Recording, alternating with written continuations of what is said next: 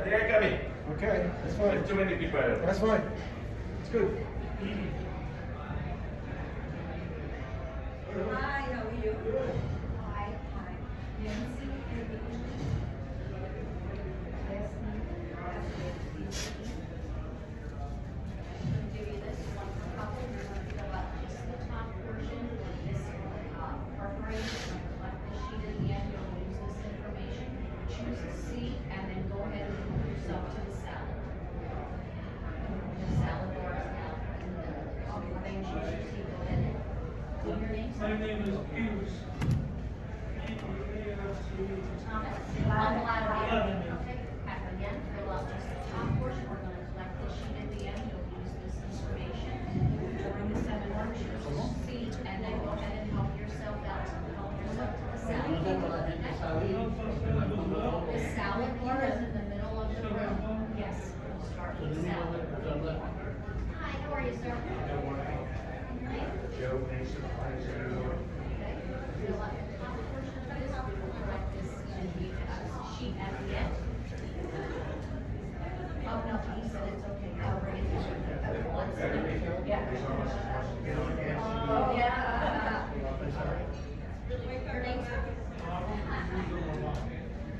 I got it.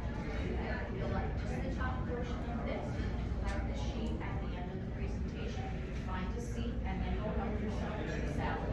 Which is in the other room. Hi, how are you? We're just gonna fill out the top portion of this, collect the sheet at the end, and then find a seat and help yourself to the salad. Write your name. Okay. Last name.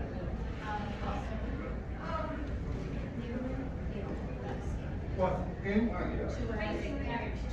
So what do you want? Just two of you. Oh, I can go to the bar and bring some food just. Right in the middle there, where the salad bar, see, in the middle, yes, the salad bar. Yes, the one plate's out there for you, you're not with Rob. Yes, yes. You have two? No, it's just one per couple. Okay. Yep, so you're all set, yep. I'll go with that. Seat and then. Oh, you got one. I'm with you. Oh, I thought you were. Okay, and your name? Susan. I've got it. Yeah. Right here, with Ron. Yes. Yep. Thanks for coming. Just gonna fill out the top portion of this. We're gonna collect the second of the presentation, find a seat. Want to see the Help yourself to the salad bar in the middle of the room. Hi, how are you guys? Thank you. Your name? Jeannie and Mark. Jeannie and Mark.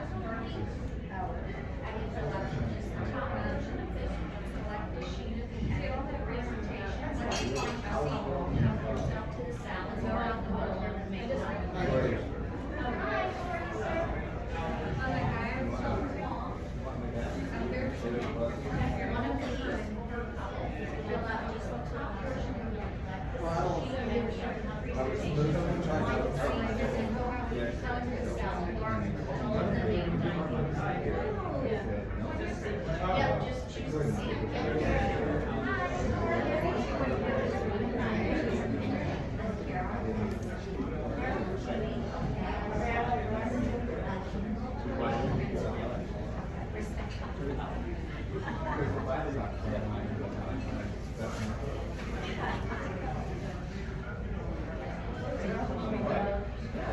It's just one per couple, sir.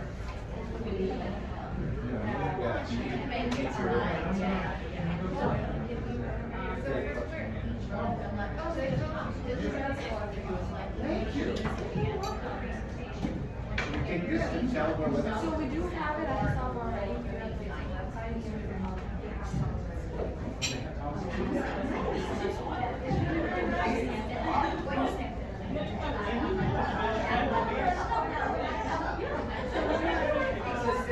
Yes, yep.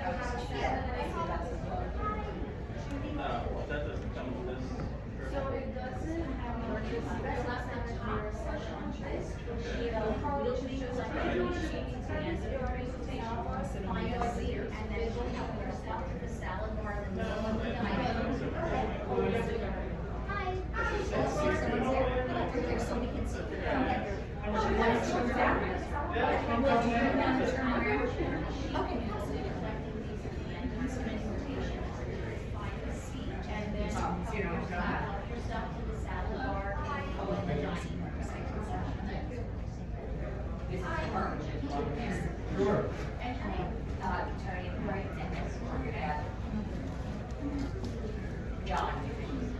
if you want to swear, we're going to allow the top portion of this. This way, like the sheet at the end of the presentation, once you find your seat, if you want yourself to the side. Actually, have a little bit.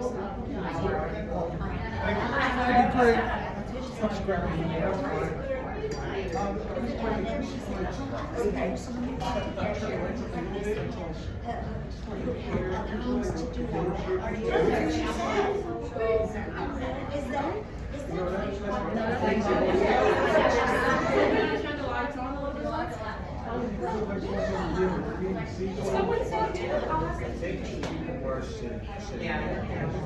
Oh. Because I sold one of these books, so I told you, someone's sitting here. I think those two are taken, so, yeah, those two are. Yes.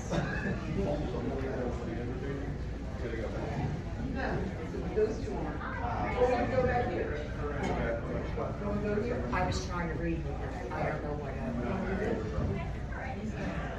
Are you in the same? Nancy, nice to meet you.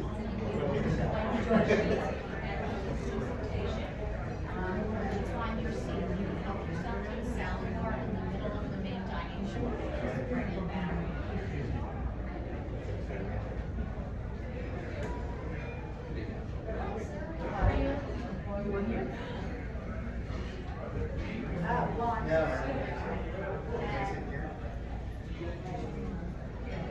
Are you serious?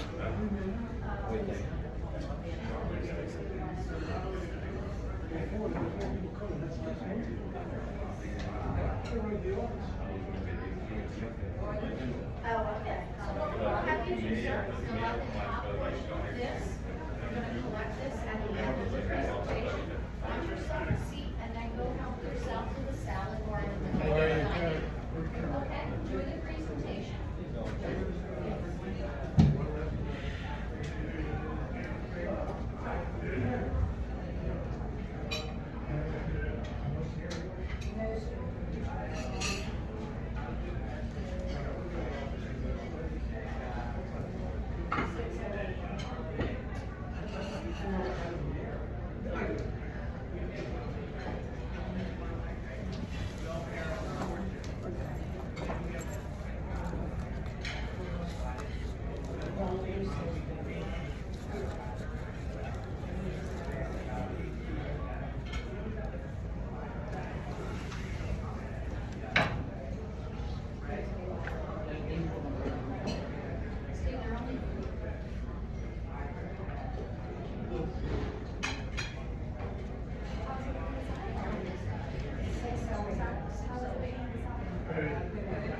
Grace.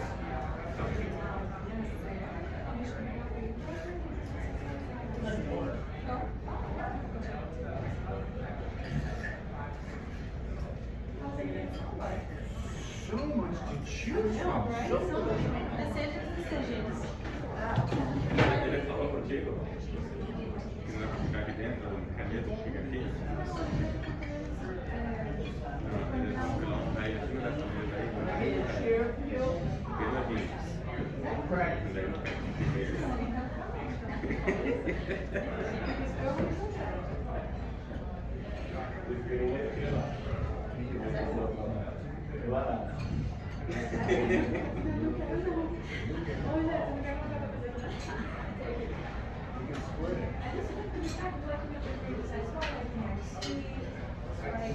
Iced tea. That's unsweetened with extra lemon. What's your temperature? Oh, it's a little. And they're the little monkeys? Okay. Do you take care of them now, or you just? Not at home, they don't live with me, but when I was a kid, my mom, she's hard to find, so. Okay. But, yeah, what anybody else has nice tea, like? Sure. Make it four. Iced tea sweet. Super lemon. For me, not sweet with extra lemon.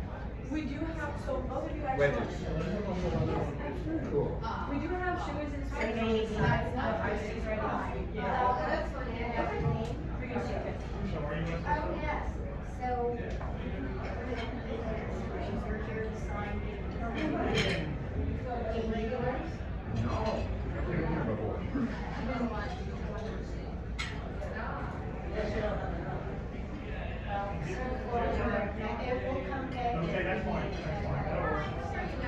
We're on a blind date.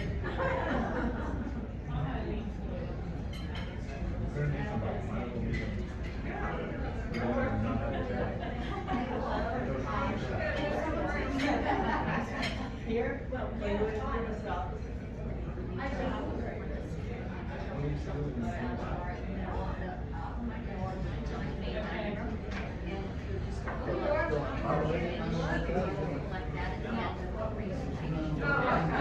I'm working here.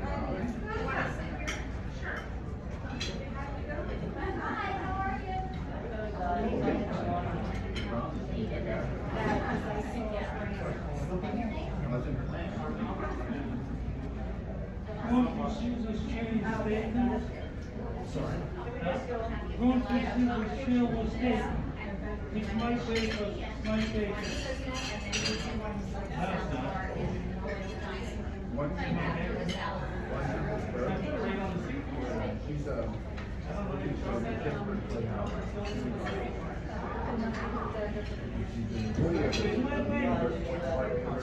It's my chair.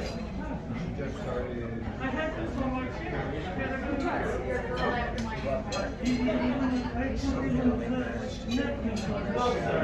I did. I had this on a chair to so I'm not. If you're getting shoes or shower, it's okay. I am. I'll go, Joe.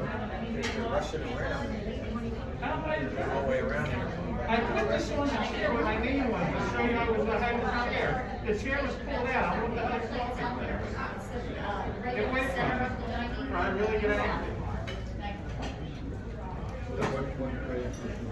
I'd be nice. You're not nice. Enjoy. Okay.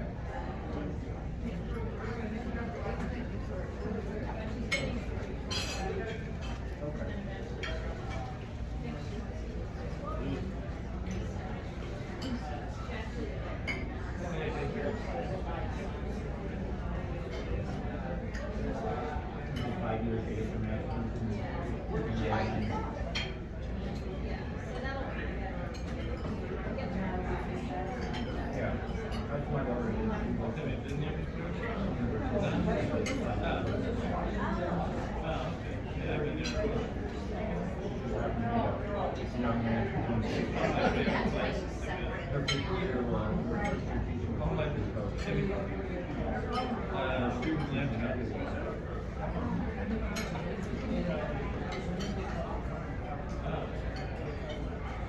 Yeah, that's my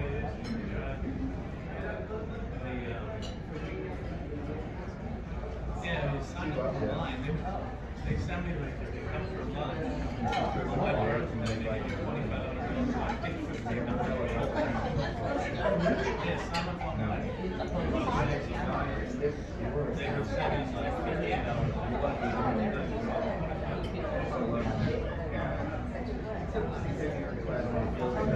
That's one for me. Yeah, the same with my daughter. Well, not exactly.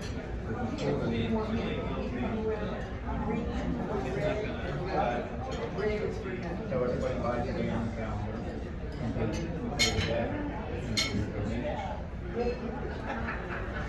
And when you bought the first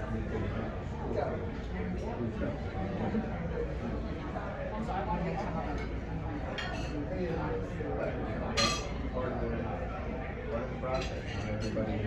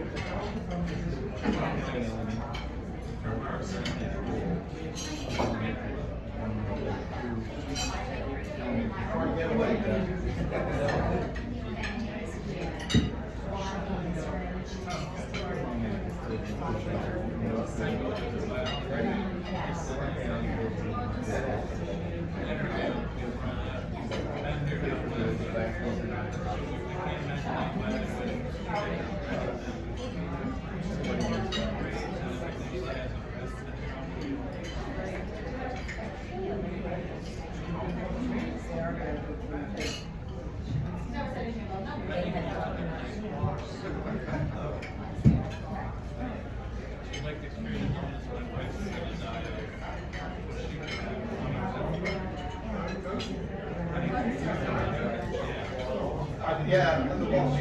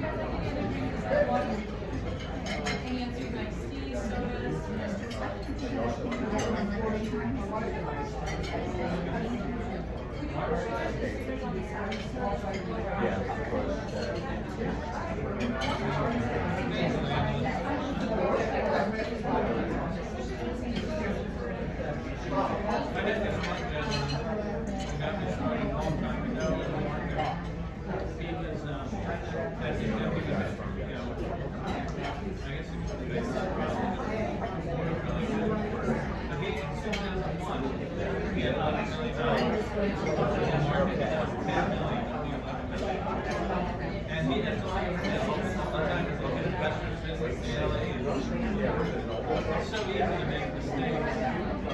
You go into the commodity now, there's probably enough selling the commodities and buying, something else.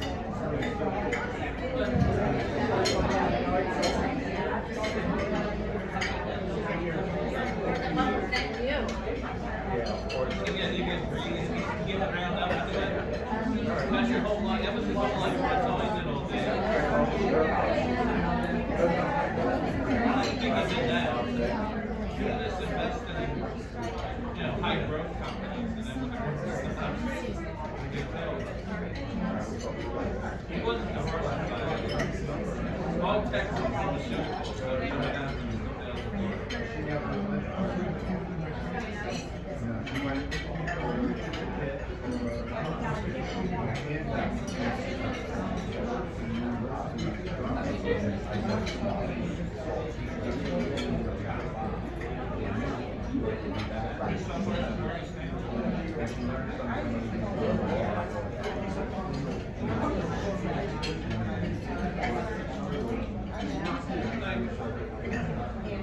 I always heard that with bonds, will always underperform stocks because the company has to pay big enough to pay bonds. So overall, in the long run, obviously, they can sell. I don't feel like bonds are all, especially now, even short-term duration. I wish I could put some of that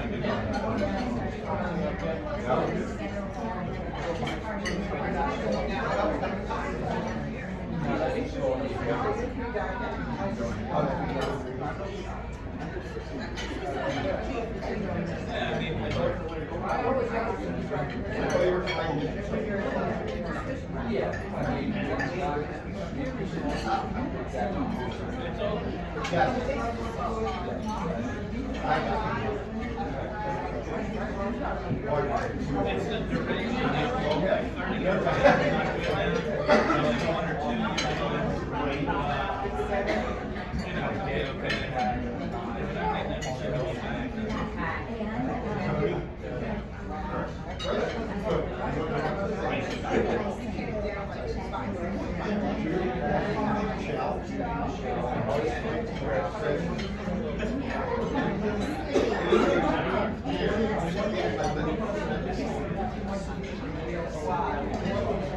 They give you a watch, I'm surprised they give you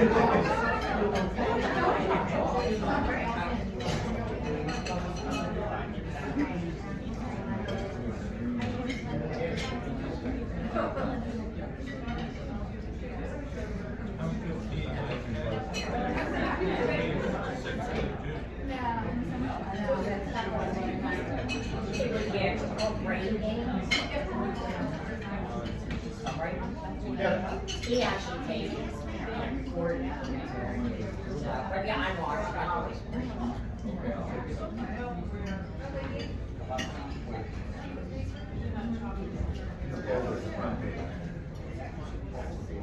Yeah, I just have to practice. I'm not picking whenever it's happening something.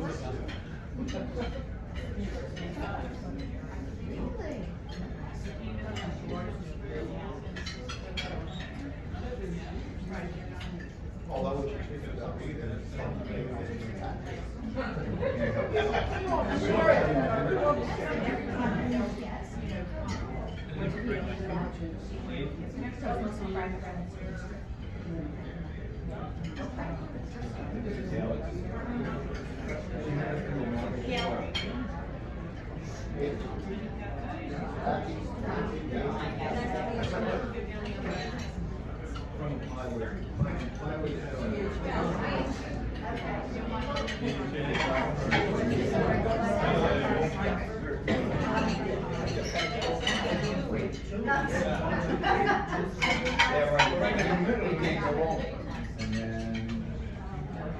and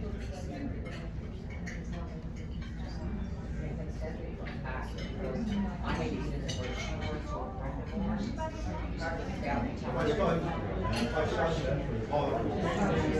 and she will.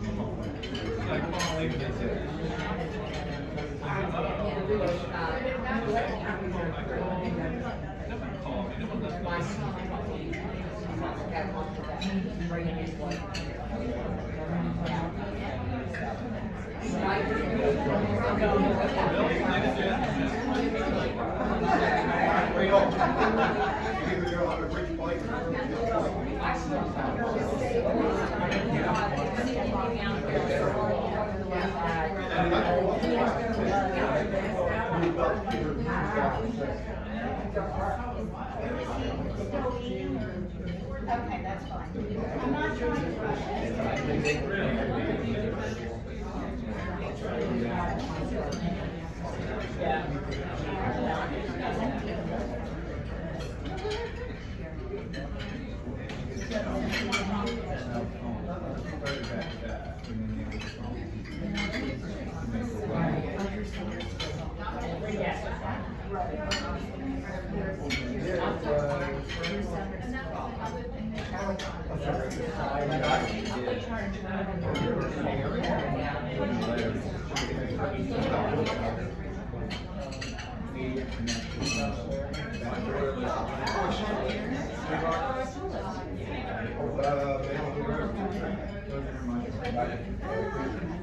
Yeah, one thing, my daughter mentioned that, yeah, they live right through my side, so it's not good, just do it.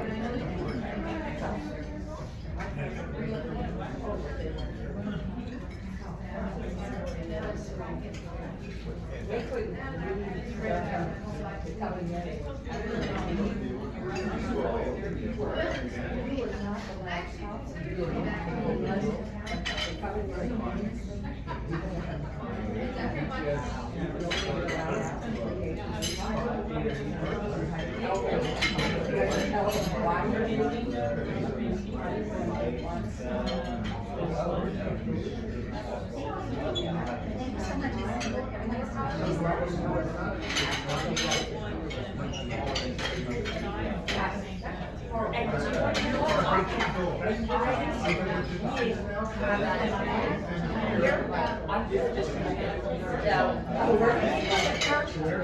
that, took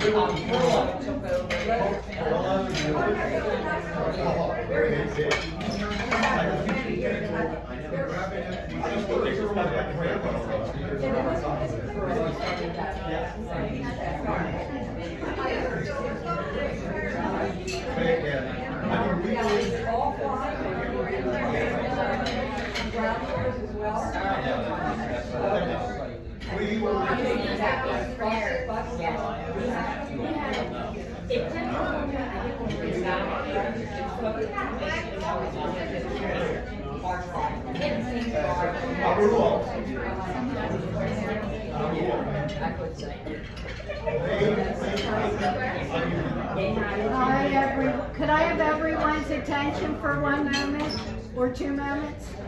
Just a couple housekeeping rules I want to go over. If you need to use the restrooms are, if you walk toward the bar and go to the right front corner of the restaurant, they're back there. Second point of housekeeping, if you could silence or turn off your cell phones during the presentation. We have a kind of a standing rule with cell phones. The first person's cell phone that goes off during the presentation gets the check for the whole room for now. And I'm gonna put on a short presentation on the screen, and then Steve will be in to talk to you. Thank you so much.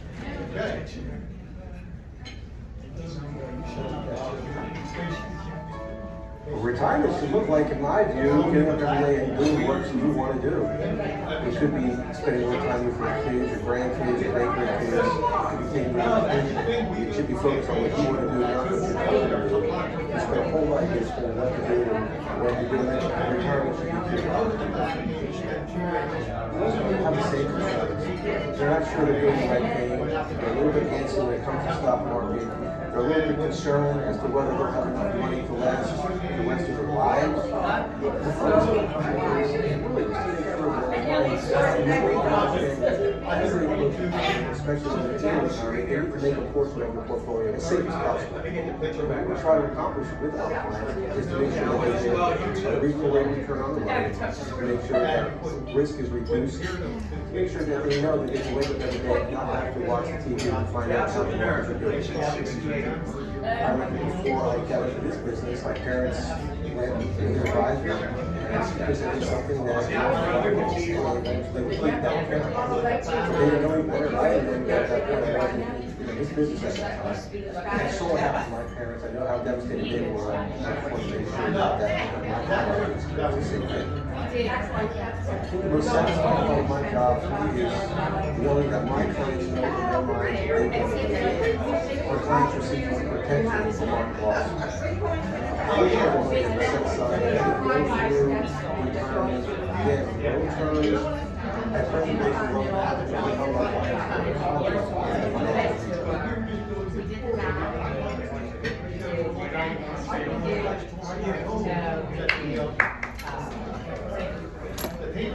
Well, good evening, folks. Let's try this again. Good evening, folks. Good evening. Much better. My name is Steve Stewart. I am the president of Preservation Wealth Management. I'll be your host for tonight.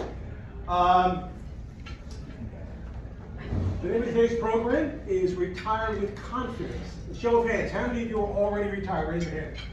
Keep up if you would. A couple of you. Not a lot. A few. Okay, thank you. Anybody here soon to be retired next couple of months, couple of years away? Anybody here? Raise your hand if you would. Oh, if possible. Hopefully. Possible, right?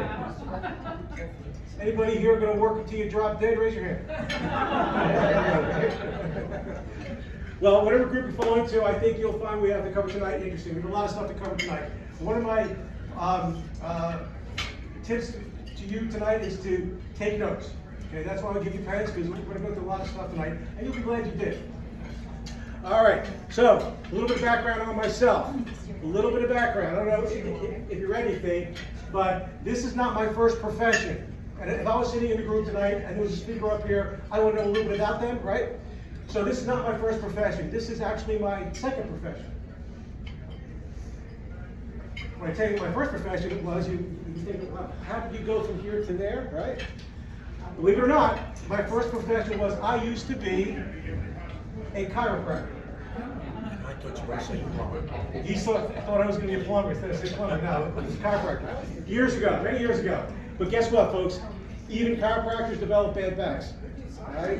And that's what I did. So I couldn't do it anymore, and I sold practice back in 1998, and I've been doing this ever since. So it's been quite a while. So that's a little background on myself. I got into this profession because, as you saw up here, if you were paying attention, my parents did lose a lot of money with a financial advisor who used to be a friend of mine, and I said, you know what, I'm going to do what my old friend Mike used to do, but I'm not going to be like my old friend Mike. I'm not going to lose anybody's money. All right, so that's been my goal for many years. So that's a little background on myself. So the program tonight, folks, and you have to look up here because that's going to change, is broken down into 3 different sections. Okay? Section number 1, we're going to talk about IRAs and RMDs. Folks know what RMD stands for? Required minimum distributions, right? So we'll talk about that. And we'll talk about the taxes on those and how to reduce them, or even possibly even eliminate them. We're going to talk about volatility and risk and which is better, protecting your money from loss or getting the highest rate of return possible. Okay? So we'll talk about that. And last but not least, we're going to talk about income. And I feel personally that income is the key to a successful retirement. All right, income is key. So we'll talk about these 3 sections and more. All right, so I'm going to have her finish with the drinks first, and we're going to start. So wait 1 second.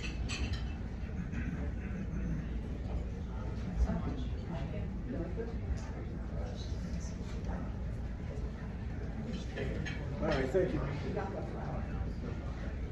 All right. So, my first question, folks. I know we're a little tight in here, but just bear with us. We will get through it, and the food's good. So, all right. Question for you: your taxes will be lower in retirement?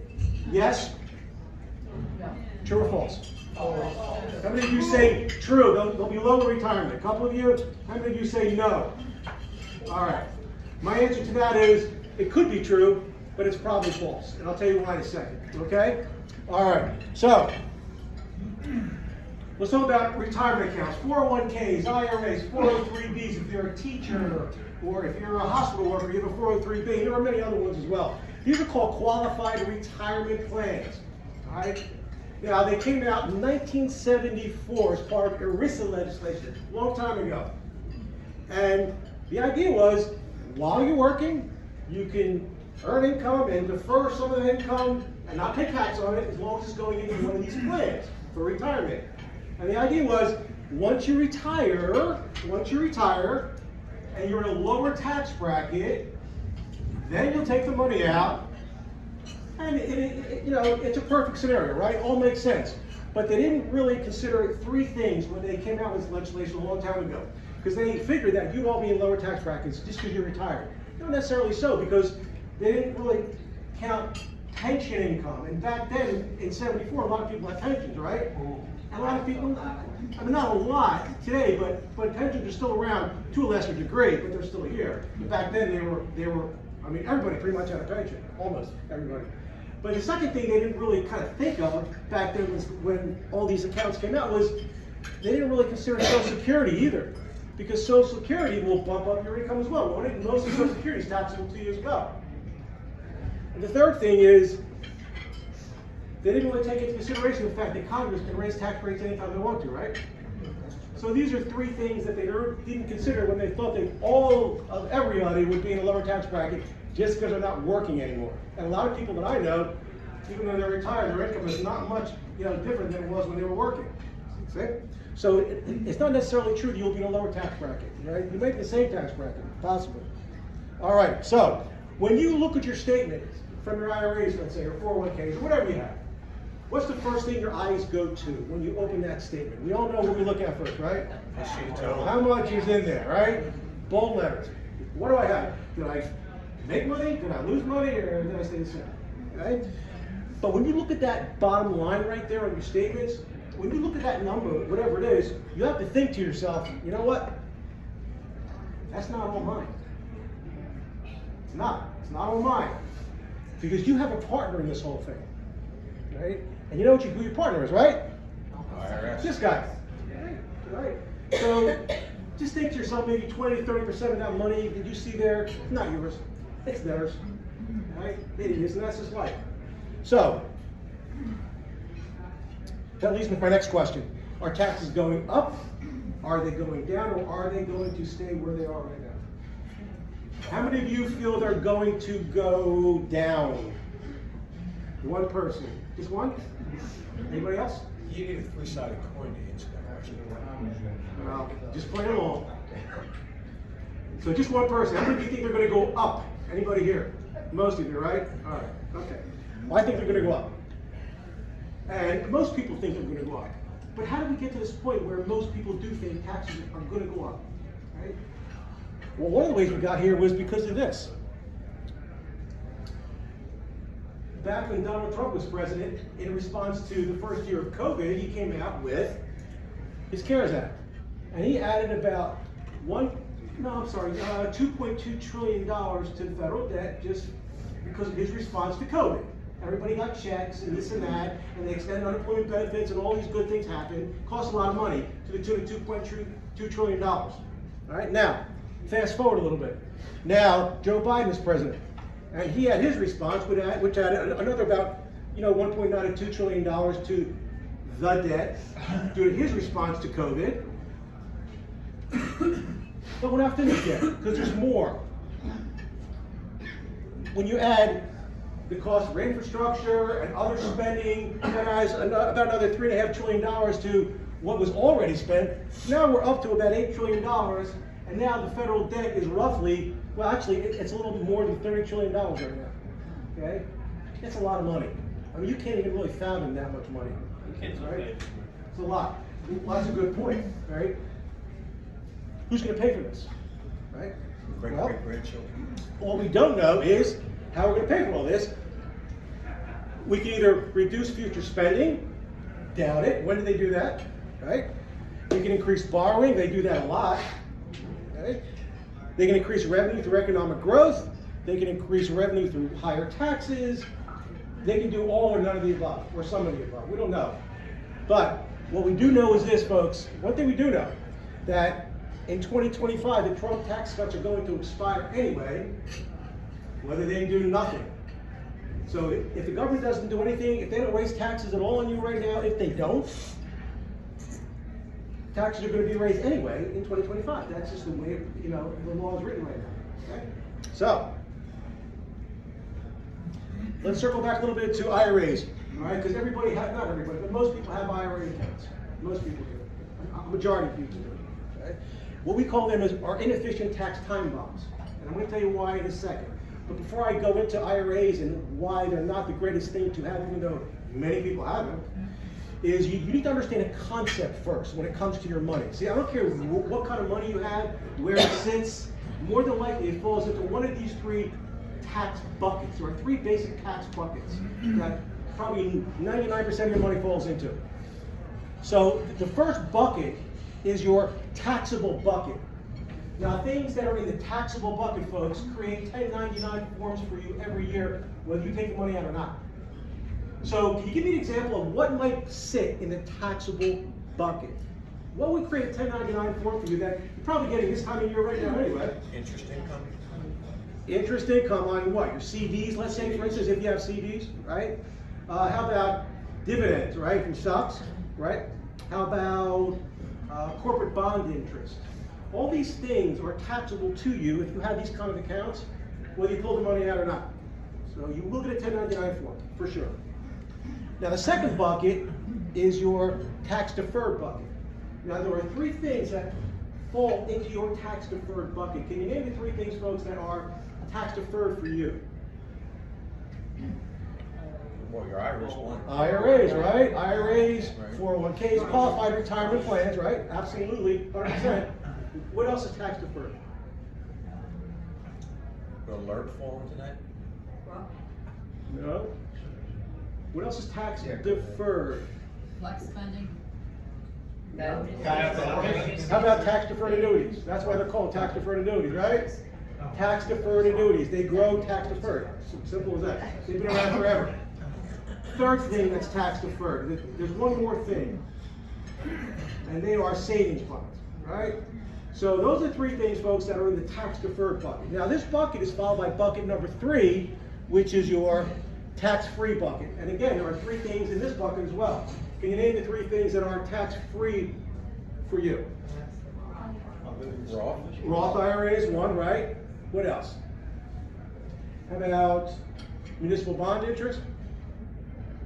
That's tax-free, isn't it? Certainly. If it's in the same state you live in. Third thing that's tax-free. A little bit harder to get, but I'm sure somebody will get it. Tax-free. Well, alert is tax-free. Yes, and that's part of what I'm getting to right now. Life insurance. Okay? Life insurance, right. So money in the life insurance policy, if structured properly, grows tax deferred, and if you pull it out, it can come out tax free. Those are 3 things that are tax free. Now, the key to this whole thing right here is this. The more money you have, the more you want to move to the right. Okay? Now, the more money you have, the more you want to move to the right, and this is a pretty good rule of thumb to follow when it comes to which accounts to spend money from first during your lifetime, generally speaking. Alrighty, so if I were just to ask you in 5 or 10 minutes, folks, what bucket is your IRA in? You'll tell me bucket what? 2. Bucket 2. Tax deferred, right. Okay. So before we move on, the ladies are going to hand out some packets to each one of you. And then we're going to get started again because this is important that we go through this. And How come all your buckets are empty? there's no money in there. That's for you to fill out with money. That's why.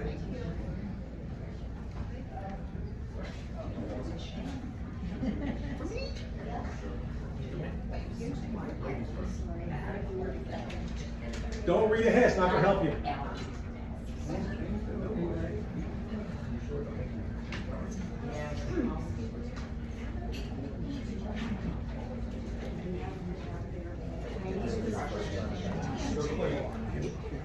Want to give me some money to hand them out? Want to give me some money to hand them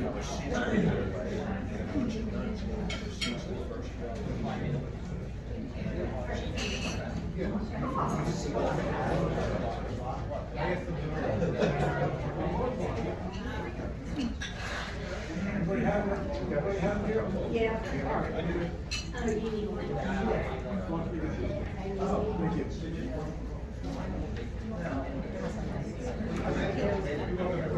All right, we all set? All right, folks, you ready? We have to get through this. There's a lot to get through tonight. All right, so.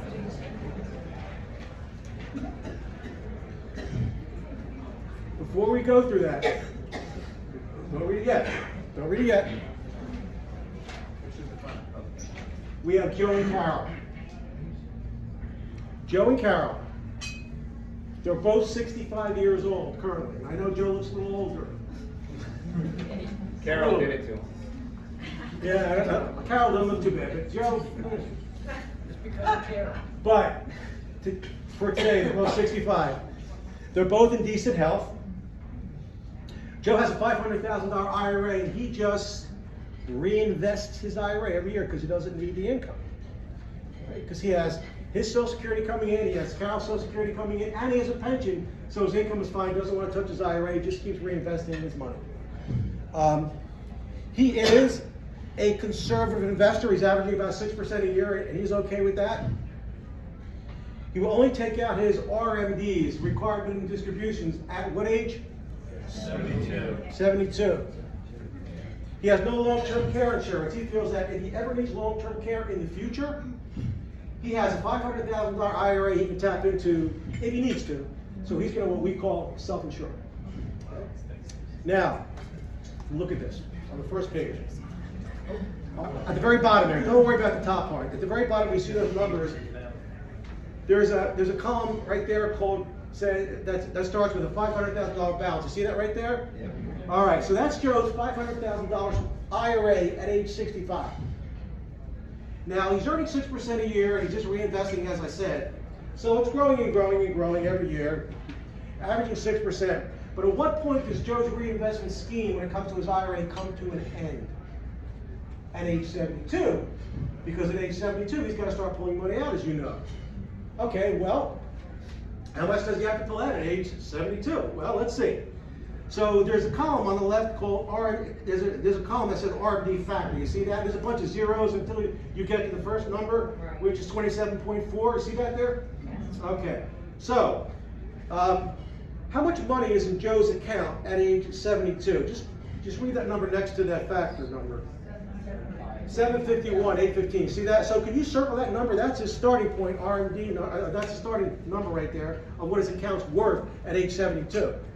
Now, basically the number, the R&D factor number, to make it real simple to figure out how to do this, all you really have to do is really divide that factor, the first factor of 27.4 into his current balance of 751. And by doing that, you see you get 27,439. You see that right there? In first year RMDs. That's age 72, first year. Now, all right, so that's first year. Now, what about the next year? Well, the same thing, right? And the next year, and the next year, and the next year. So every year that Joe ages, he's got to pull money out of his IRA. But look at the RMD factor numbers as Joe ages. What happens to them? They go down, don't they? So does that mean that Joe's RMDs go up as he ages or go down? As the factor number goes down, which it does, the percentage he has to pull out every year goes up for Joe. Which means what else goes up for Joe? Taxes. The taxes he's due, right, correct. So, let's say he goes with the program. He takes his RMDs out of his traditional IRA account. And he does it, he pays tax every year he takes it out. And he dies at age 85. Well, let's flip the page here and see how much money is in Joe's account at age 85. So I see, yeah, 863, 689. You see that right there? Okay. So let's say he took his RMDs out before he passed away. So if you look at that number next to the 863, his RMDs were 53,981. You see that right there? Yes. All right, can you circle that number right there? So he takes his RMDs out, he passes away at age 85. Now, who's Joe's beneficiary? Carol, right? Carol's the beneficiary. So what's she going to do? Well, first of all, how much money is left in the account after he takes his RMDs at age 85? Let's see what's next to it. And I want you to circle that too, by the way. So there's 809, 709. You see that there? So circle that. So what's Carol going to do with $809,000? Because Joe's gone now. Party. Take a cruise, right? Or a few cruises, or whatever she wants to do. Find a boyfriend. See the chiropractor. See a chiropractor. Oh, expensive travel. All right, now she's going to just take it over. It's called the spousal continuance and do the same things Joe is doing for the rest of her life. Now remember, they were the same age, weren't they? They were the same exact age. So let's say Carol lives another 5 years and she passes away at age 90. So how much is in the account at age 90 for Carol?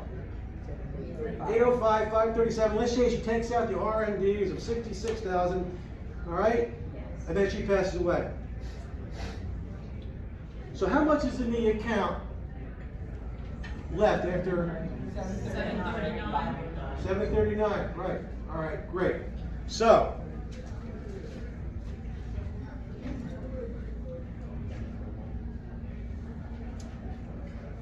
if you look up here, the total RMDs taken from Joe's original $500,000 account during both of their lifetimes was $863,000. How much of that was taxable to Joe and Carol? All of it. All of it. How much they want to take out to begin with? Well, Joe didn't want to take anything out to begin with, but he had to because it's a traditional IRA. No choice. We know taxes are going to be higher in the future, right? And are we finished with taxes now just because Joe and Carol are gone? No. We're not finished, are we? Why not? Because there's still a balance left in the account, isn't there? Yep. And how much balance is left in the account? Because remember, Carol passed away at age 90, so there's 739 in the account. Can you circle that 739 number? That's the ending balance after Joe and Carol are gone. Who gets that? The heirs or the kids, don't they? Plus the IRS. How much of that figure is taxable to the kids? All All of it. All of it. Every single dime. It's all taxable to the kids. So, If Carol marries the younger man, does he get the money? I can't answer that question. Depends who the beneficiary is. All right, so, are you planning on doing that? Anybody? I'm not marrying a younger man. No. Okay, good. Good. We got that clear now. That's good. All right, so the heirs, they pay tax on over $700,000 by the time they inherit it. We know taxes will be higher at that point. So the overall result for Joe and Carol and the kids is the IRS gets to collect tax on over $1.6 million on an IRA currently worth $500,000 today, right? It is $500,000 at age 65 for Joe today, even though he doesn't look 65. Can you explain where the 1.6 comes from? I will in a second. And the IRS gets to collect tax in the future at higher tax rates because more than likely taxes will be higher. So the $1.6 million is a combination of what the RMDs Joe and Carol took out over their lifetime and pay tax on all of it, and what the kids got when they inherited it, and they pay tax on all of it. That's where you get that $1.6 million from. So basically, who's the biggest beneficiary of Joe's IRA? Yeah, you bet. You know it. All right, so. I thought the first couple $1 million was from here. No, we're talking about inheritance tax. We're talking about income tax. Straight income tax. Yes, sir. You have any income tax on it. One at a time. 4.5. When they pay the taxes on what's left to the heirs, the kids, that kicks them in a higher tax bracket? It could. It certainly could, for sure. Oh, absolutely, 100%. Because it's income. It's part of their income. Even though it's not earned income, it's still considered income, taxable income. For sure. All right, so. Let's see if we can lower this for Joe and Carol and the kids. All right. But how do you protect yourself? Well, let's talk about a Roth conversion. All right, I want to talk about a Roth conversion for everybody in here. You know, there's a right way to do it, and there's a not so right way to do it. Even though it all works, there are better ways to do it than what you probably know about. So, this is where Joe's IRA is. This is one of the buckets I talked about earlier. This is a very tax hostile bucket because anything coming out of this bucket, folks, is taxed at the highest tax rate possible, which is really basically income tax rates. And by the way, this is bucket number what? 2. Tax deferred, remember? Good. So, what if Joe says, you know what? I don't want to stay in bucket number 2 because I don't want to keep pulling money out of this and paying taxes every year and all that stuff.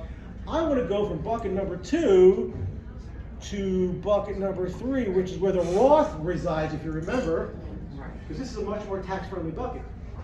But what if Joe went from bucket number 2 to bucket number 3 in one fell swoop? What happens to poor old Joe? He gets tax time.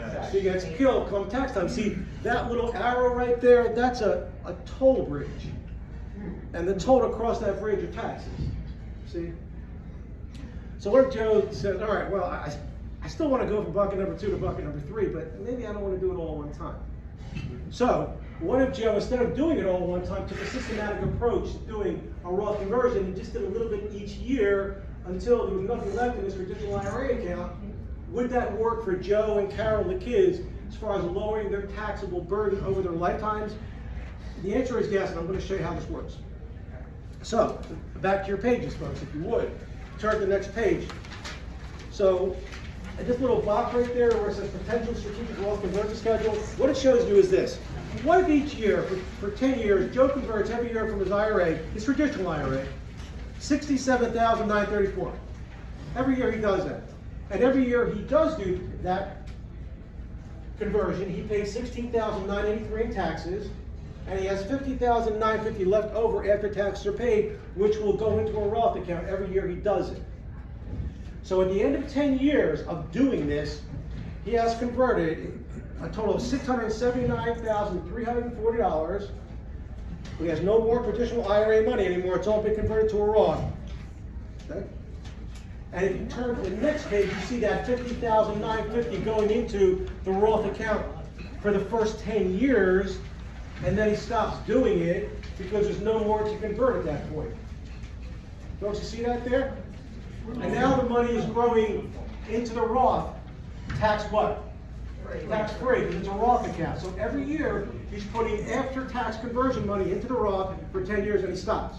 See that? Yes, ma'am. Where's the 66,000, What? evaluation or demonstration? I don't see the 66. What's on that one? No, no, it's a smaller box. Do you have, it's on page, it says 3 at the bottom. You might have the wrong page. It says it's page 3, it might be out of order. Oh, it must be out of order. Yeah, so, yeah, some packages might be out of order. It's the bottom of the page, it's in page 3. You have 2 page 3? I don't have the page 3. That's- Oh my goodness. I do. Do you have page 3 there? Yeah, Yeah, page it's out of order. So I don't see them there. Okay. Sorry about that. All right, so folks, so you see that where the money's going to the Roth for 10 years, then he stops. And now the money's going tax-free. There's no more traditional IRA money anymore. It's all been converted to a Roth. Okay? Now, which way is better for Joe to go? Should he have done a Roth conversion this way, or should he have kept his IRA traditional and just take the RMDs out every year, like most people do, pay tax on it every year, and then pass it on to the heirs and let them pay tax? Which way is better for Joe to go? That way, the traditional way, or doing the Roth like I showed you? Well, let's turn to the last page and compare. So, on the last page, under the current column right there for Joe and Carol, there's an $864,133 number in there. Folks, that number, if you remember, was the total RMDs Joe and Carol took out during their lifetimes and paid tax on all of it when they did that. Now, when you shoot your eyes across to the Roth column, you see 679, right? So that number, if you remember, is the total amount Joe converted over a 10-year period of time from his IRA. Now, go back to the current column. The 739 number, the amount taxable to the heirs, you see that there? Yes. Now shoot your eyes across, and what do you see next to that number? 0. So if you look up here for a second, the tax benefits of doing a Roth conversion, if Joe did nothing but keep his IRA traditional, just take out the required distributions, pay tax on every year, he dies, Carol takes it over, she does the same thing until she dies, and then the kids get the money, the IRS would collect tax on $1.6 million. If they did the conversion, if Joe did the conversion over a 10-year period of time, the way I just showed you, he would pay tax on $679,000, period. So which one would you rather pay tax on? Just asking. Does anybody ever get that wrong? Does anybody ever get that wrong? Oh yeah, absolutely. We've done this. I just finished one of these. So yes, so he and Carol and the kids, overall, $924,000 in taxable distribution. Not bad, right? So this stuff works. Okay. Could Joe have done this all in one time instead of doing it over 10 years? Yes, but who wants a big tax bill in 1 year? All right, it would be a huge tax bill, wouldn't it? Nobody wants that. So you can do this over time if you wanted to. Be a much higher rate too. I'm sorry. So if he did the distributions for the Roth conversion, how would that, and that was received as income, how would that impact his Medicare premium? Oh, it could affect the Medicare premiums for sure. And that's one of the things that we do when we do a tax analysis for people. And one of the things that we look at is if you did a Roth conversion. That's a really good question, actually. If you did a Roth conversion and you did too much, because you could do too much, would it affect your Medicare premiums going forward? Absolutely, it could, depending on how much you do, for sure. So that's a really good point. So you got a question real quick, then I've got to move on? Yeah, the 25% here, let's tax 25% when you're doing, when you do the distribution. If you're over a certain age, do you still have to pay that 25%? It depends what your tax bracket is. It depends what your income is. Okay, so that's based on tax bracket. Yes, for sure, yeah. And we ran the, taxes on all this stuff, and just an even 25% to keep it simple, which is pretty close. All right, so, questions about this real quick, because we got to move, we have a lot to cover tonight, folks. I know, you have a lot of questions, and they're great questions, but we have a lot to cover. So this is just one way to lower taxes by doing a Roth conversion, and doing it, just chipping away at it, basically, and doing a little bit each year, all right? Not a bad strategy. It works really well if you stick to it, or stick with it. All right, so. Is it best to do the Roth conversion after age 65 or before? You can do it anytime. Question. Yes, sir. On this analysis, can he reinvest his RMD into the Roth?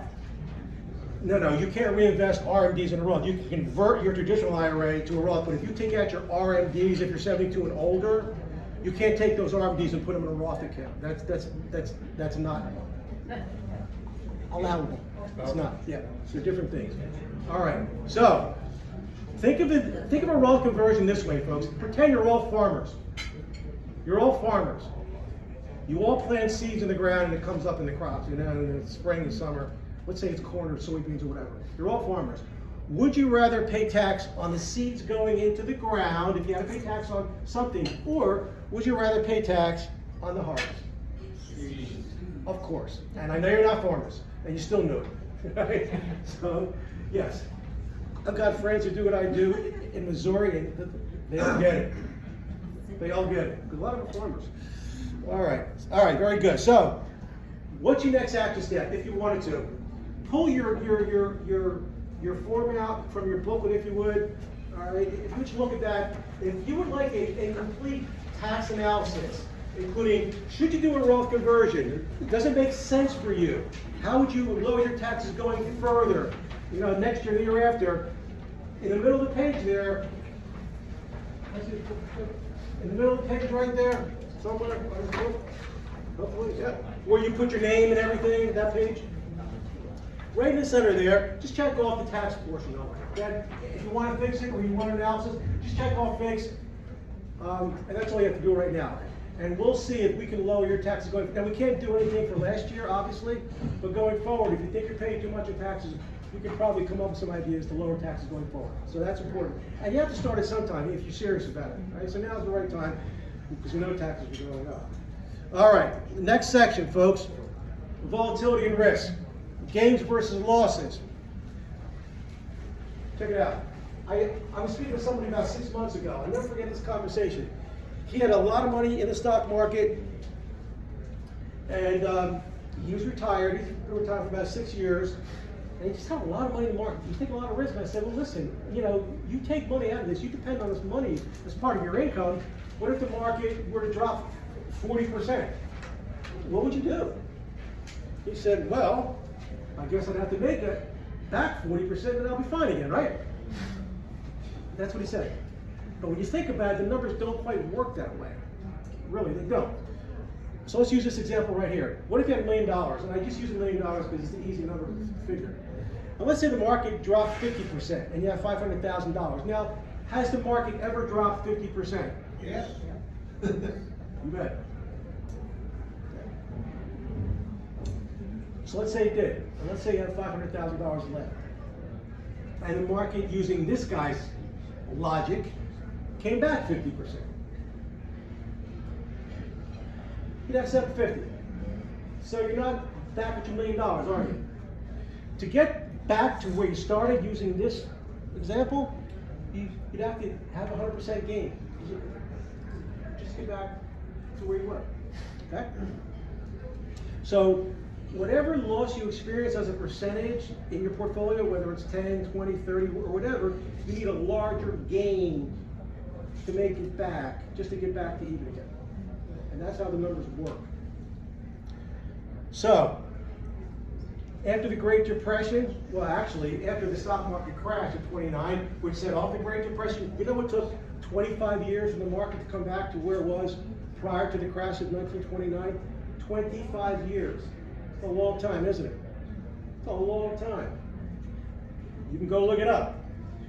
25 years from the highs right before the crash to gosh, I guess it's 1950s, right? Yeah. Amazing. So, Warren Buffett. I know, he's worth a lot of money, right? All right. One guy I respect a lot is Warren Buffett, because he didn't just start a Facebook. All right? He built a lot of companies. And he's got a lot of quotes. I want to share a couple of them with you. He said, he's got rule number 1 and rule number 2. Rule number 1 is never lose money. But rule number 2 is never forget rule 1. These basic rules, 1 and 2, pretty simple. But he's got other things too, other things. He also says it's insane to risk what you have for something you don't need. Now, what does he mean by this? Well, my interpretation is, if you have everything you need, if you have a great retirement, if you have enough money coming in, if you have enough money saved, if you're happy with your family and your friends, and you have everything you need, why would you risk anything when you don't need to, really? That's what I take from it. But he's got another one. He says, you never know who's swimming naked until the tide goes out.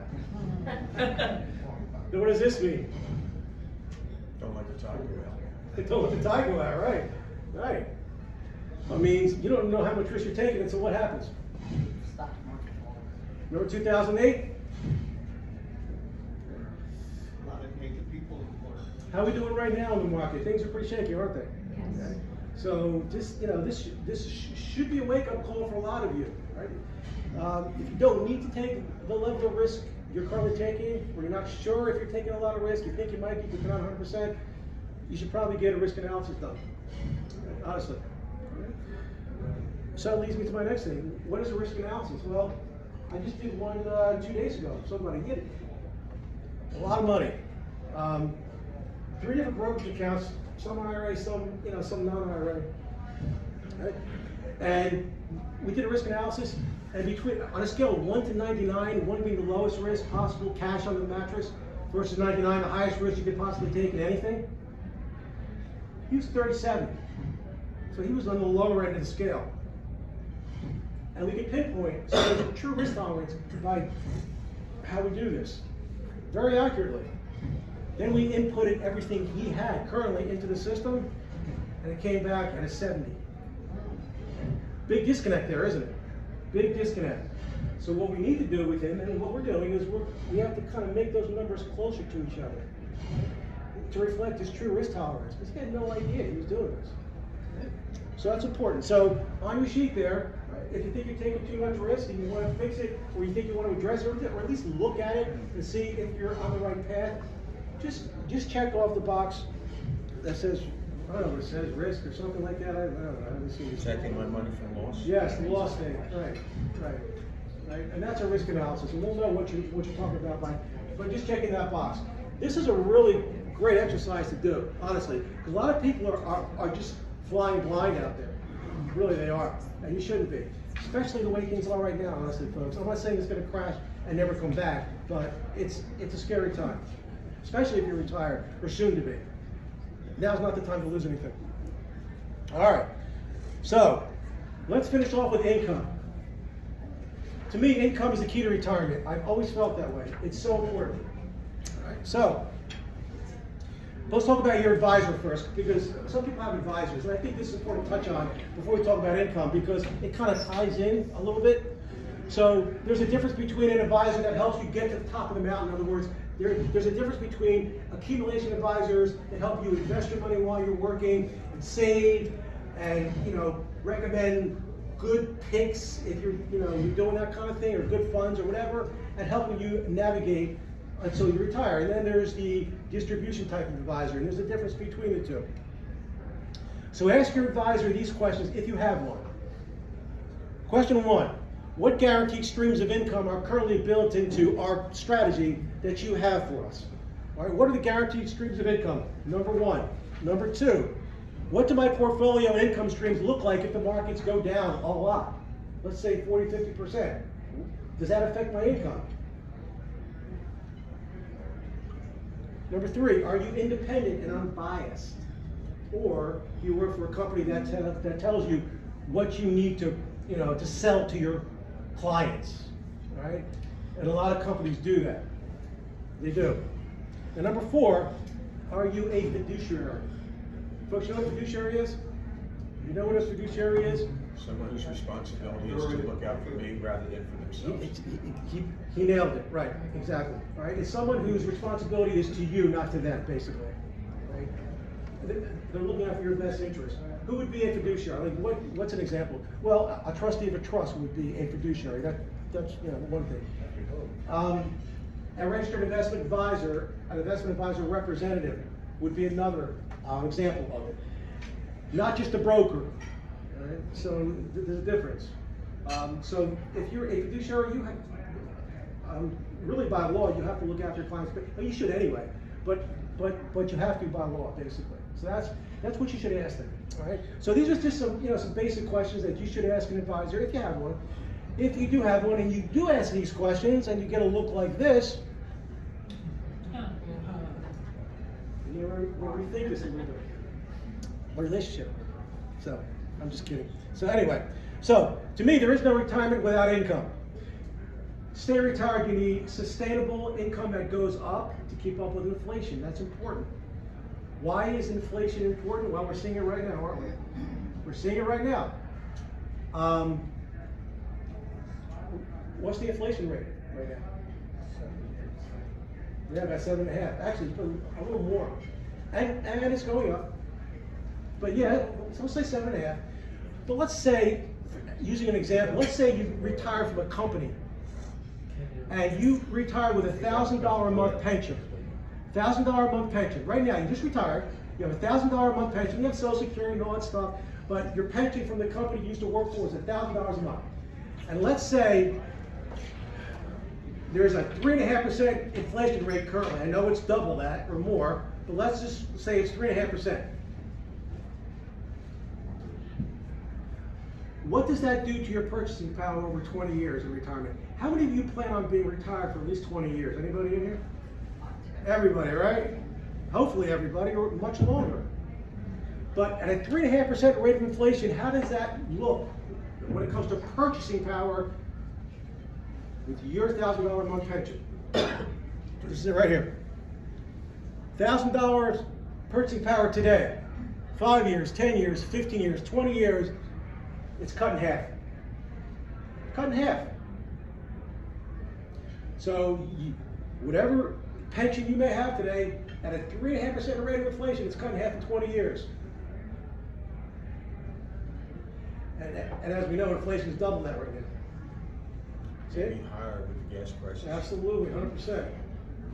So my point I'm trying to make to you is inflation is important, that you keep up with it. And really, Social Security will only do so much. Right? So, how do we address this? I'm going to give you 2 examples of how we do this. There are more, but we don't have all the time in the world. Then you're getting hungry and tired and all that stuff. So I'm going to give you 2 examples. So, again, income is key. Now, 11 years ago, this is true. A gentleman walked in my office 11 years ago. He was 55 years old at that time. He was kind of young for one of my clients, but he was 55. And he had $250,000 in an IRA. What he wanted me to do was put it somewhere and let it grow and retire in 10 years at age 65 and just start taking income from his IRA at that point and add it to Social Security and whatever else he had coming in. So, question, how much income can this person receive in 10 years from his deposit of $250,000? He doesn't know. Depends on what's invested, right? So the answer is exactly what he said. We don't know, okay? Because, as he said, yes, it depends on what you put that money in, doesn't it? Certainly. So, what did we do for this person? Because you had to put it somewhere. So what did we do? What we did for him was this.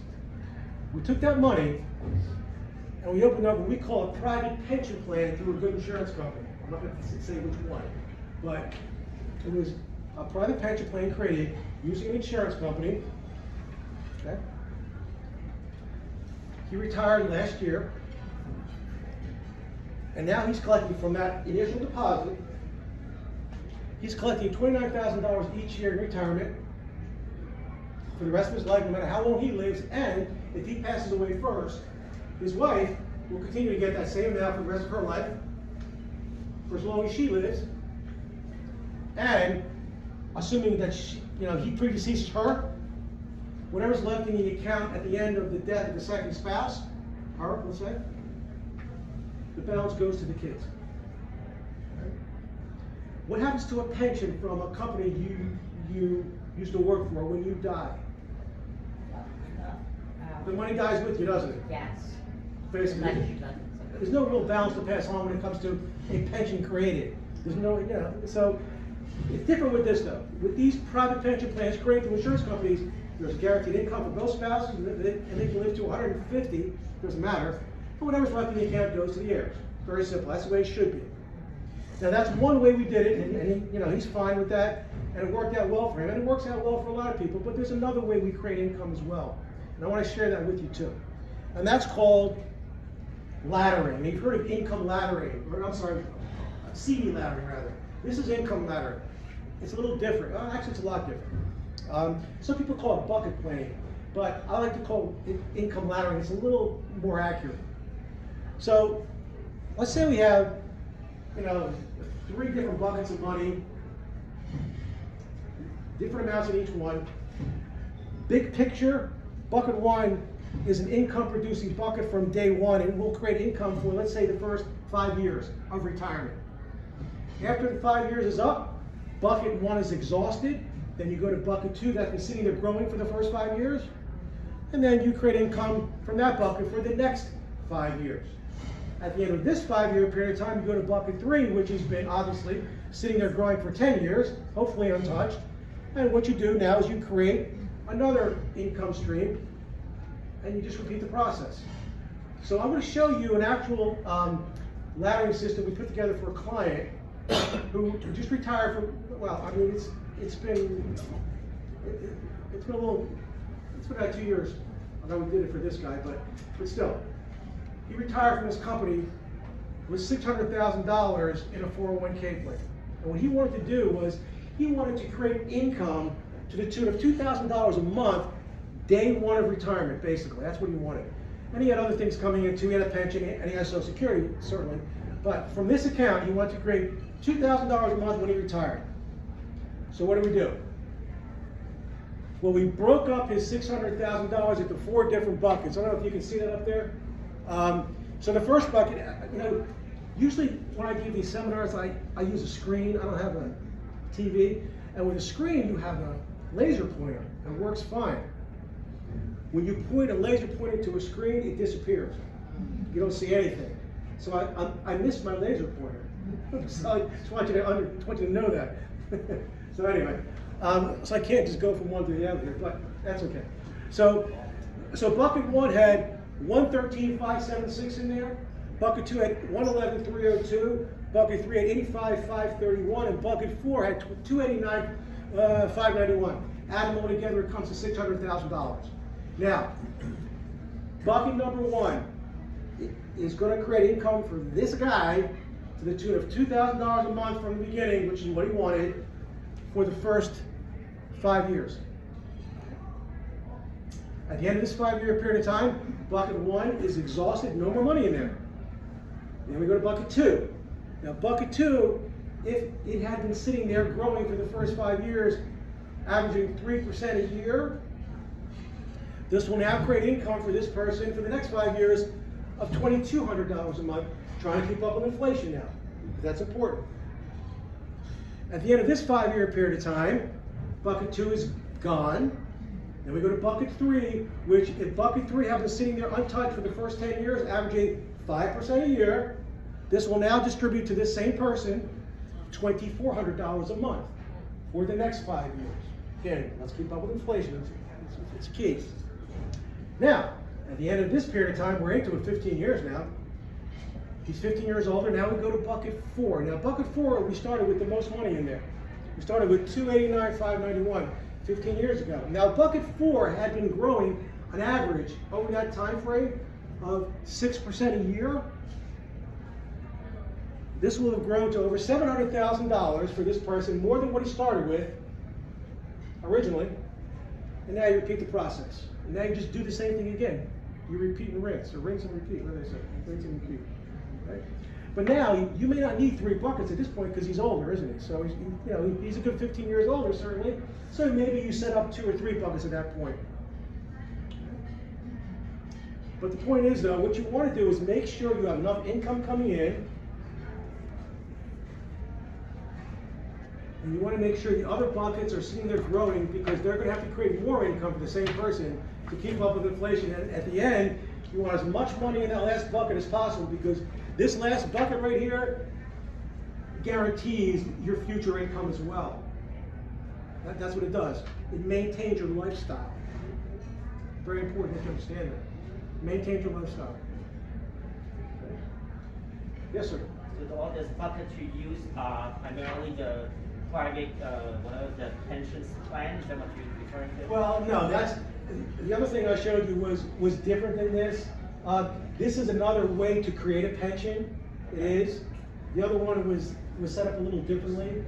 That was just all money put in one place with an insurance company. Right. This is a segmented type of approach. But you put in different plans. Yes, different investments, different things, correct. But they all private pension plan. Yes, that's another private pension plan. That's another way we create private pension plans for our clients, yes. Now, folks, let me ask you a question. Do you think the returns I'm showing you in these buckets, bucket 2, 3, and 4, do you think they're high returns that are unattainable? They're pretty conservative, aren't they? Right? So I'm not putting up there, you have to earn 10%, 15% a year for this to work. No, these are very, very conservative rates of return, easily attainable. Now, if you got more than these returns, or higher rates of returns that I've shown here, what does that do to your income? It bumps it up, doesn't it? So this is very conservative, actually, but it works great. This is my favorite ways to do things right here. Fantastic. Any questions about this, folks? I'm sorry, I think you were first, and I'll get you in a second, okay? I wasn't clear on what the money is invested in. Yeah, we can go into what it's invested in. That's for us to come up with, okay, certainly. To tell you what I would choose right now is not the right venue for, but this is just a big picture overview of how this works, right? But it could be anything. It could be a bunch of things, right? A combination of things. But it's a good question. Well, it's a similar question. Same question, right? What are you using? It could be anything. Folks, I mean, it could be stocks, mutual funds. It could be, it could be dividend-paying stocks. It could be bond interest. It could be annuities. It could be a combination of anything in here. What's important is not so much what's going into these buckets. What kind of return are you generating from these things? What kind of return? You may have one bucket with one thing in there, right? That's working for you here. It could be 2 or 3. Good. Okay. Make sense to you a little bit? But I can't get specific, this is what I would choose for now. That's not what this is for. But just look at this as a big picture type of thing. That's what the seminar is about. Just big picture. Right? And the details are discussed when we're together, basically. All right. So we're gonna wrap this up. So last action item for you is get a complimentary written retirement income plan. Folks, everybody, in my opinion, should have a written income plan. You need to know where your income's coming from, not just from Social Security. All right, you need more than that. Where's your income coming from above and beyond Social Security? How long will it last? All these different things. It's important that you have that. But what does it really entail? A written income plan entails a couple things. When the paychecks will start. When do you want it to start? The example I gave you of a client of ours, he wanted it pretty much on day 1 of retirement. He wanted it starting right away. So we're pretty close to it. Secondly, where will it come from? Which accounts will it come from? How do I draw it out? Where do I take it from first, second, third? Third thing is, how long will it last? How long will each of my income streams last? 5 years, 10 years, for the rest of my life? Very important you know that. And last but not least, how will they grow over time to keep up with inflation? That is so important. I can't stress that enough. All right. So, if income is important to you, just check off the income section on your sheet if you would. And we'll make sure that when you come in, we'll put together an income plan for you if it's something that's really important to you. Very important. All right, so when you visit us, and it's important that you understand this, these are 3 things that are offered. All these 3 things: a written retirement income plan, if you don't have one, you should. A risk tolerance comparison. What's your risk tolerance? What does your current portfolio tell you? What do you have? Is your portfolio equal with what your risk tolerance is, or is there a disconnect somewhere? And the third thing is, do you think you're paying too much in taxes? If so, let's see if we can get that down for you in future years. Very important. All right, so what I'm going to ask you guys to do, can I borrow this for a second? Thank you. So, at the bottom of the sheet here, that you put your name and everything on, there's a bunch of different times and days and things like that. What I'm going to ask you folks to do is this. I would like each one of you to pick 2 days and 2 times that might work for us to get together in our King of Prussia office here. Because we're right down the road. 2 days and 2 times. Because we should have a starting point, because if we don't put any days time, and I call you, you call me, it'll never happen. So put 2 days, 2 times down. 2 times in each day.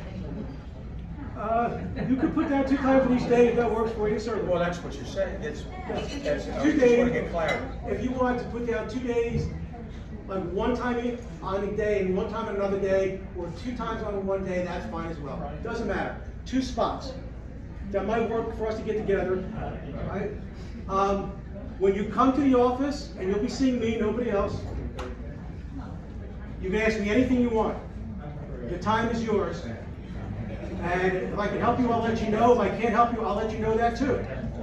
It's free of charge, no obligation for anything. Just your time and my time. Can't make it any more fair than that, right? If we end up working together, I'll tell you how we get paid and all that stuff, because I know you're wondering about that. And we will discuss it then, but your first visit is on me, and maybe even second visit. I don't know. It depends on really what I see there, basically. If I think I can help you, I'll tell you. If I can't, again, I'll tell you that as well. We can help most people, but we can't help everybody. Yes, ma'am. Your payment structure, is that usually a flat fee or is it percentage of the portfolio? Here's a good question. Our payment structure. All right, now,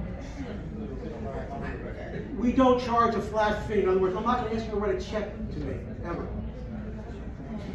But if you don't write a check, how do advisors that you might know or maybe have worked with in the past, how do they get paid? Venmo. Pardon me? Venmo. Venmo, no. No, that's not legal.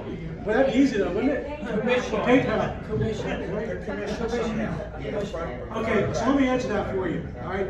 It depends what we do. We utilize securities, because we're securities licensed, we utilize insurance products, it depends what we do. If we utilize securities, it's a percentage of assets under management, like any advisor would get that works in that realm. If it's an insurance thing, we get paid by the company that we set you up with. I don't know what it's going to be, I have no idea. All right, that's putting the cart before the horse, but those are the ways that we normally get paid. It could be a combination of both, it could be one, it could be the other, I don't know. But what it won't be is I will not ask you to write me a check. That I can tell you. All right? Does it make sense to you? So there are no fees if we purchase a flat. There are no fees. To come in and to get what I'm offering tonight, all the different things I put up here, no, free of charge. Absolutely. Free of charge, yes. Yes. I'm not going to charge you for it. If we work together, obviously, you have to get paid, right? Certainly. And I will tell you at that point, if we work together, how do we get paid? I mean, you have to be open and upfront with that when you get to that point. You do. I mean, but now I can't tell you because I have no idea. I don't know you, but I will be upfront and honest with you if we decide that there is something there and it makes sense to work together. Does that make sense to you? Does it? You look like you're not sure. Well, I guess I'm trying to get at, like, for instance, Fidelity, if you got $500,000 and they make a person available to you, and you're going to collect between 1% and 2% of your entire portfolio, but then they invest for you, but they don't necessarily meet with you. Right. I just met today with another advisor, and if I go with him, the portfolio he sets up for me will be 1% of my portfolio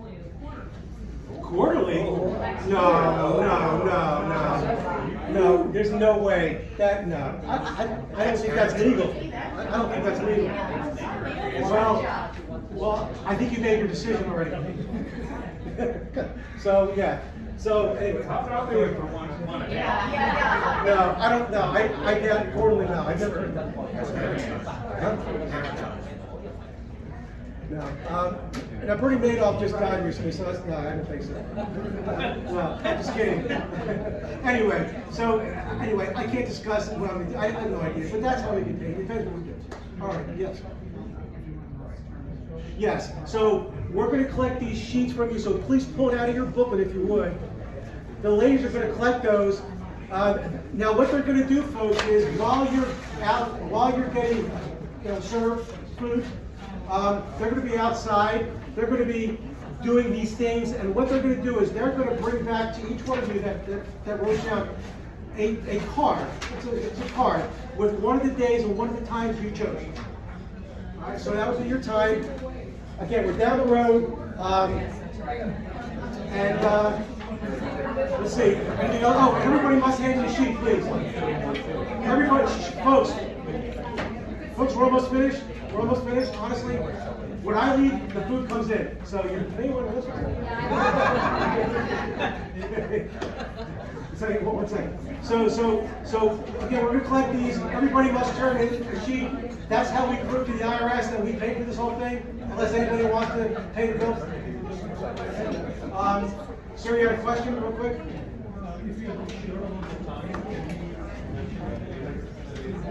You can talk to them.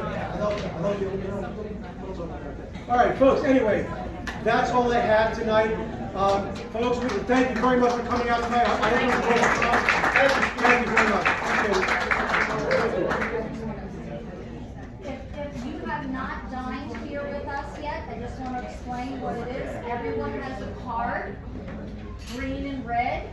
If you turn it to green, that means you'd like to continue having the server come and serve you your meats and chicken.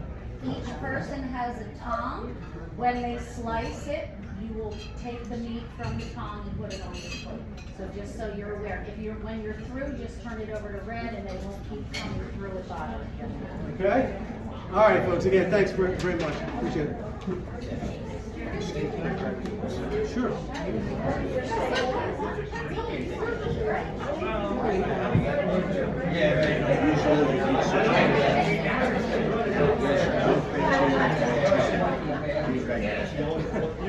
The second person that went through him, he wants to pay a lot of money. Well, right now, I have a lot of money that's flux. It's coming back. Initially, the SEC came in, which SEC, you know what that means? Suck out the set. Seriously, that's what it means, suck out the set. To drag their feet for a whole year while we're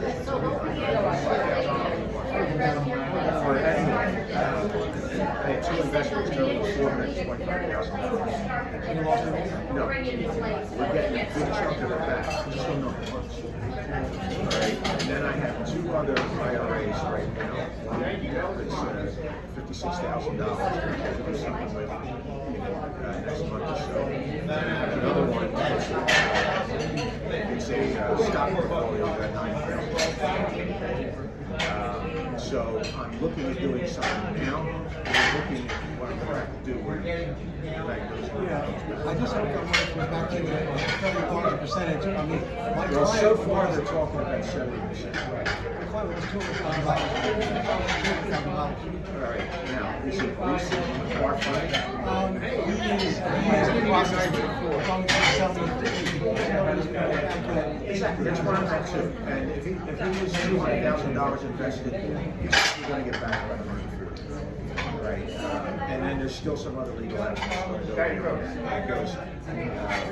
The dumbest thing about that, I don't want to believe it. The dumbest thing about that, the car was still $100,000. And the SEC came out and said, we'll do a better job.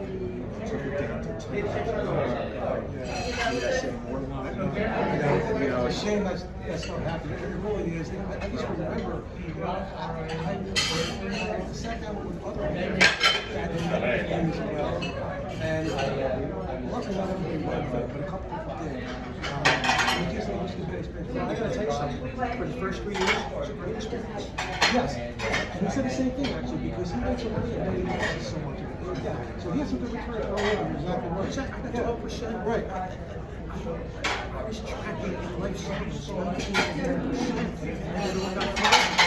that money hasn't. Well, COVID is really what did it, you know, because you know people have businesses went out, so they kept on vote on Yeah, but in any event, that's been my situation. So, you know, if you hear me and you know that 80 plus a little can be a lot, right, that's where I am right now. That's fine. Just set up a time, come in. Okay. I'll be with you. Okay. Thanks for coming out. Appreciate it. I really enjoyed your presentation. You know what? It's funny you said that. I started getting seminars back in 2000.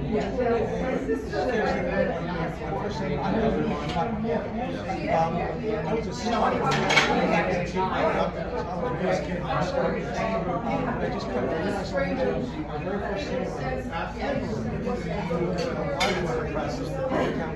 very first so we've come a long way. But myself. But I work for a training consulting company, mostly contracted for Ford Motor Company.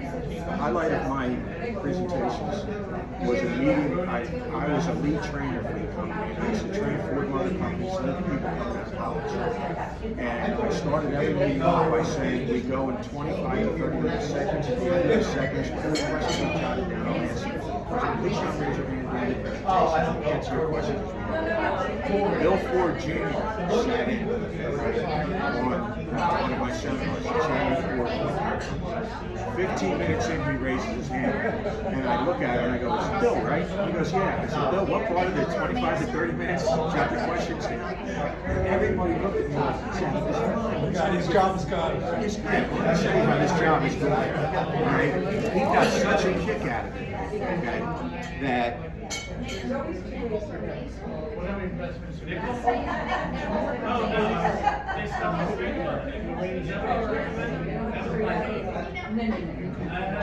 How many people you know have that? Really?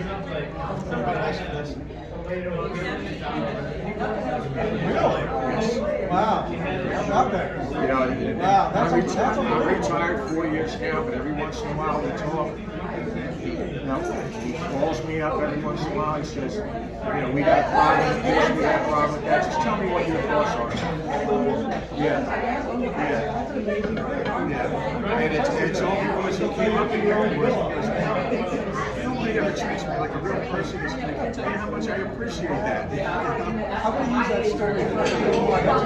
But I gotta tell you, there are two types of pointers you can get. There's a laser pointer that will get absorbed in this, okay? But there is another pointer that's not laser, it's light generated. In other words, it's got a glass that's red, and it generates a red light rather than a laser. That will show on screen like this. Awesome. I will look into that. All right, I'll see you again soon. Very good.